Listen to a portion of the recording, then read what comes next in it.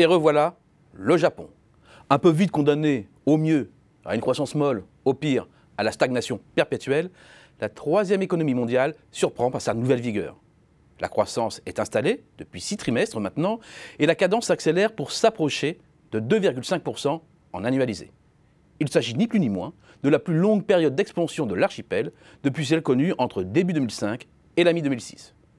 Ce retour du Japon, c'est d'abord celui de son industrie manufacturière.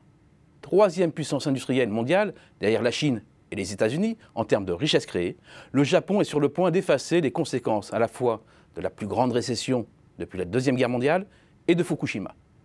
Une première conclusion s'impose. L'échec des Abenomics, ce mix de politique budgétaire, monétaire et de réformes structurelles, mené par le Premier ministre Shinzo Abe depuis décembre 2012, a été un peu trop vite annoncé. D'abord, la politique monétaire ultra agressive de la Banque du Japon a permis au yen de devenir plus compétitif. Il suffit de considérer le taux de change effectif réel pour s'en rendre compte. Celui-ci prend en compte et pondère l'ensemble des devises avec lesquelles le Japon commerce, ainsi que les évolutions différenciées d'inflation, puisque moins d'inflation accroît la compétitivité d'une devise. De l'été 2007 à l'été 2012, le yen s'est apprécié de 42%.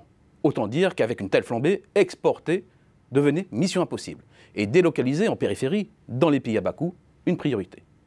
5 ans après les Abenomics, le taux de change réel effectif a plongé de 25%, donnant une véritable bouffée d'oxygène aux industriels nippons qui ont regagné des parts de marché et pu valoriser le dynamisme de leurs principaux débouchés.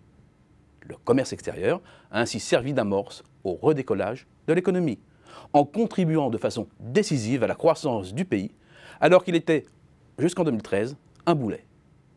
Autre détonateur, dans la pure tradition japonaise, une grande relance budgétaire, avec une succession de méga-plans d'investissement, notamment dans les infrastructures. Cette offensive est perceptible dans l'évolution des chiffres de la filière construction, dont l'activité en volume est désormais nettement en hausse. Impulsion monétaire, budgétaire, la prise de relais en bout de course doit être assurée par les ménages. La mécanique est simple, avec l'accélération de l'activité, les créations d'emplois doivent venir. C'est chose faite. Plus de 3 millions de postes créés depuis 2013. Les salaires doivent suivre. C'est moins évident, même si depuis la fin 2012, la dynamique s'est inversée. Les hausses de salaire sont là, mais elles restent faibles et bloquées à environ 0,5% en rythme annuel. C'est un peu faible, mais suffisant pour relancer la consommation et jouer sur ce nouveau moteur pour dynamiser la croissance. Un moteur qui avait été mis en panne en début de mandat avec la hausse de 5 à 8% du taux de TVA en avril 2014. Et c'est bien pourquoi le gouvernement a préféré différer à la fin 2019 l'augmentation de la taxe sur la consommation initialement prévue en avril 2017. Pour un pays où la dette va frôler les 240% du PIB, on pourrait être tenté de parler d'irresponsabilité fiscale. Mais c'est oublier que cette dette est détenue à 93% par les Japonais eux-mêmes.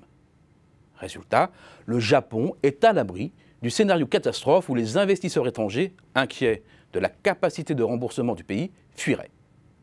Le problème de la dette n'en est pas un.